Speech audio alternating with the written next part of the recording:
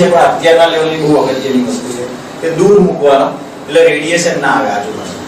અને પેલું છે ને માઇન્ડ પાછું ના આવે કે શું થયું, 2-3-4 જણના ફોન આવવાના હોય ને આપણને એવું લાગે બોલા રાત્રે 10 અત્યારે કેટલા 7 વાગ્યા છે અને પેલા પીઓમાં ઓફિસમાંથી દિલ્હીથી નરેન્દ્રભાઈ ફોન આવશે કે ભાઈ શું છે એવું થવાનું નહીં કશું.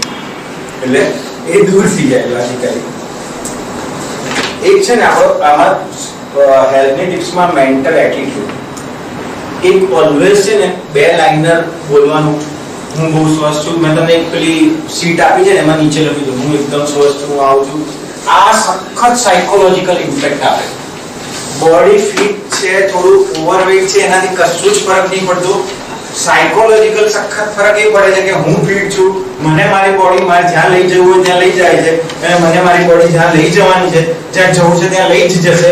હું બોડીને સાથે જ કોઈને ડિપેન્ડન્સી કર્યા વગર લાઈફ જીવવાનો છું. તો છે ને આ તમારા નસે નસમાં એક લેવલે એટીટ્યુડમાં આવી જાય કે ભાઈ હું 96 મળું કે 66 મળું, મને બોડીનો સપોર્ટ પૂરો મળશે. એટલે આ મેન્ટલ એટીટ્યુડ નહીં હતા. પેલા કોઈ ગરીબના છોકરા હોય રેતી ખાઈને કરે તો એવું થાય. બહાર પેલા આપણે બહુ બધી કહેવત ને સ્ટોરીઓ હોય કે રાજાનો છોકરો હોય તો એ રીતે ના જીવી શકે. આ એટીટ્યુડ આપણે સરખો કરી કાઢવાનો. એક સાયન્સમાં છે ને અત્યારે પ્રૂવન બહુ બધા લોચાવાળું પિક્ચર આવે છે. એટલે કેવું હોય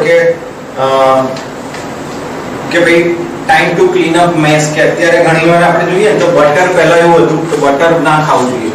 2015માં ટાઈમ મેગેઝિનનો એક સર્વે આવ્યો કે ઈટ બટર, મોટા અક્ષરે લખ્યું હતું. એના સાયન્ટિફિકલી એના ડેટા સાથે પ્રૂવન કરી આપ્યું હતું. ટાઈમ મેગેઝિન એમને કશું બ્લફિંગ ના થાય. એવું સીન કોલગેટ માટે આવ્યું કે ભાઈ કોલગેટ હોય ને તો એમાં છે ને SLVs નામનું જે છે જે એકચ્યુઅલી બહુ બેનિફિશિયલ છે. પછી એવું હોય કે આ ખોટું છે, આ તો બહુ બોડીને હેરાન કરે છે. પેલો નમક ના આવવું જોઈએ, ભાઈ ખબર પડે કે 99% નમક છે અમારા, એ જ વસ્તુ. એટલે આ છે ને પેલી બહારની મીડિયાને બધું મેસઅપ કરતો તો આપણે જોઈ લેવાનું કે આ સાચું છે કે એને કટ ઓફ કરી લેવાનું. આ તો અથવા આપણા લેવલે અથવા એક્સપર્ટના લેવલે એને પૂછી લેવાનું કે ભાઈ આમાં શું લેવા જેવું છે, કારણ એને છોડી દેવાનું. એ કન્ફ્યુઝનના હિસાબે લાઈફ ના જવી જોઈએ. ટૂથપેસ્ટમાં ઘણી વાર આવતું હોય છે. એટલે આ અત્યારે મીડિયા મેક્સિમમ આવું મેસઅપ કરે છે કે આ ખાઓ આ ખાઓ આ ખાઓ. એવું નથી. બટર એકચ્યુઅલી સારું જ છે. તમારે લુબ્રિકન્ટ્સ જે આપણે પગમાં અવાજ આવે ને એ લુબ્રિકન્ટ્સ માટે ઘી જોઈએ, પણ એ પોર્શનમાં જોઈએ કે જેથી તમારે આમ કશું કરો તો ખાલી પડે તો અવાજ ના આવવા જોઈએ. એ સર્ક્યુલેશનમાં છે ઘી જોઈએ. જેમ શટર વાસવું હોય તો આપણે ગ્રીસ જ જોઈએ.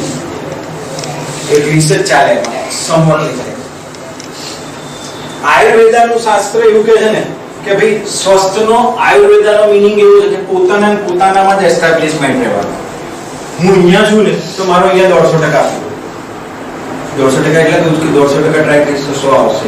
એટલું 150% તો છે ને હું લાઈફ જીવી શકીશ. કારણ કે બધી જગ્યાએ મારા ઘરે શું કરશે, આ લોકોને શું લાગશે, તો એમે કે આપણે કાંદા કાઢી નહીં કાઢતા, લસણ વસણ કશું કાઢી નહીં કાઢતા. તો આ ઇશ્યુ આપણા ત્યાં ઉડતા જ્યાં છું ત્યાં તો મસ્તીથી લાઈફ જાય. આ સેકન્ડ પર ટોપ જાય. એટલે ઓલવેઝ છે ને હેલ્ધી રહેવા માટે જ્યાં છીએ ત્યાં જવાનું, જે એન્જોય કરવાનું બેસ્ટ. આ આપણો સિમ્પલ ફંડા પણ તમને મેક્સિમમ લેવલે ફિટ રાખે.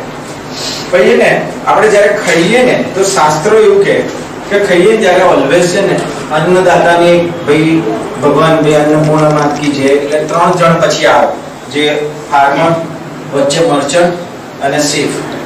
સેફ આપણે ઘરે ખાતા હોય તો ભાઈ હોય. આ લોકોની મહેનત પછી આપણે 1 વર્ષ પછી આવે જનરલ સાયન્ટિફિકલી કે આજે જે હું કહું છું 1 વર્ષ પહેલા કોકે વાયું હતું તો કેટલી ચેનલ પછી અહીંયા આવ્યું. મારી પાસે પૈસા હતા એટલે નથી આવ્યું. પૈસા તો બહુ બધા પાસે છે, એને ખવાતું જ નથી, એની પાસે આવે છે તો અહીંયા નહીં જતું. અને કેટલાકને અહીંયા જાય છે તો બહાર બીજી રીતે નીકળે છે. એટલે સાયન્ટિફિકલી જર્મનીમાં તો છે જ એવું કે ભાઈ તમે ખાવા જાઓ ને તમે હોટલમાં છાડો તો તમારે એ વસ્તુના પૈસા તો પે કરવા જ અને તમારે છાડ્યો તો તમારી પર ક્રાઇમ ગણાય. એટલે તમારે એક કમ્પલસરી ના થાય એવું કશું ખાઓ તો તમારા પૈસાથી ખાઓ છો એટલે તમારા બાપાના પૈસા નથી એવું એ લોકો હોટલમાં બહાર લખેલું હોય છે મનીને બધા. આપણે તમે જે કહેતા હતા પર્યાવરણ વાળું, પર્યાવરણ તમારું શું ક્વેશ્ચન હતો? પર્યાવરણમાં કેવું છે કે અત્યારના લેવલે જે પોલ્યુશન છે ને એ પોલ્યુશન તો હું તો ત્યાંની ત્યાં હોય અબજોને હજારોની, પણ એટીટ્યુડ અલગ હોય, બધી જ વસ્તુની પીસ અલગ હોય, બધી જ વસ્તુના રિઝલ્ટ અલગ હોય. અને છેલ્લે આપણને એવું લાગે કે ખબર નથી પડતી કે કોને સારું કેવું કે નહીં, આપણે જજ કરીએ તો શું થાય, સમોડ લઈ જાય. એટલે ઘરમાં પ્લાન્ટ કરાય, 5-7 મિનિટ બહાર જાઓ, સવારે બહાર જાઓ,